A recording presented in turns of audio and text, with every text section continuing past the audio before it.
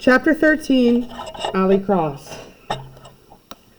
Gabe's place was a simple bunker from the outside. It looked like a big corrugated steel half-cylinder lying on its side, with no windows and just one door that I could see. "That's it?" I heard Ruby ask over my headset. "I mean, no offense to Gabe, but I thought he was some kind of genius with this stuff." "Just wait. I'll bet he's got a sick underground compound in there," Mateo said. "That'd be so Gabe," Cedric added.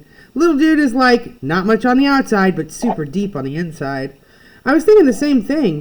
My guess was he designated this base to look lame on purpose, so if anybody wandered into this quadrant and spotted it, they'd just keep moving. Not us, though. We were already out of the ATV and spreading out to check the surrounding areas. The bunker was on a cliff overlooking the ocean, looking over the ocean, with outposts 3 moons hanging in the sky, one red, one orange, and one white. I did a quick lap around the building to check it from all sides and jumped up on the roof, too. Sure enough, the only door was on the south side, where we'd started. By the time I got back around to it, Cedric's avatar was already trying to break in. "Door's locked," he said, and didn't waste any time giving it a couple of full roundhouse kicks. Not that it did any good. The door looked like reinforced steel, and it didn't budge. "Hang on, what's this?" Ruby asked. On my screen, I saw her slide open a little panel embedded in the door itself. Inside that, there's a keypad. Looks like some kind of combination lock. The keypad was just letters, no numbers, with 5 spaces on the input screen. "So the combination some kind of 5-letter word?" Cedric asked. "Or maybe just a random sequence," Mateo said.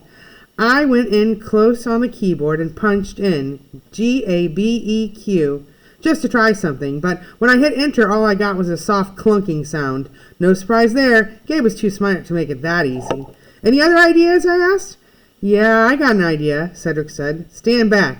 On screen, Loki was already powering up his wrist cannon and taking aim at the door again. "Wait," I said, about half a second too late. He'd already fired off a white-hot flash at full power. His laser rebounded off the door and rippled right back at us, like some kind of sci-fi explosion. I heard a loud bang and the whole screen went blue, right before it all faded out to black. And just like that, I was back outside the game. Cassius Play was rotating on the welcome screen with a damage report scrolling across the bottom. His energy reserves were down to 8% from whatever had just booted him to Kingdom Come. "Aw, man, that was harsh," Mateo said, "but also awesome. How did he even set that up?" "Does everyone need to regenerate?" I asked. "I do," Ruby said. "Yep," Cedric said. "My bad, sorry about that." "No worries," I said. "If anything, it just tells us that Gabe didn't want anybody in there. And you know what that means, right?" "Yep," Mateo said. "Now I want to get into that place more than ever." "Exactly," I answered. It was just like they say, how still waters run deep.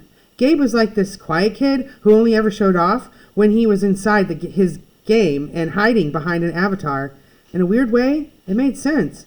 He may have been shy and maybe even kind of weird, but that didn't mean he didn't have mad skills.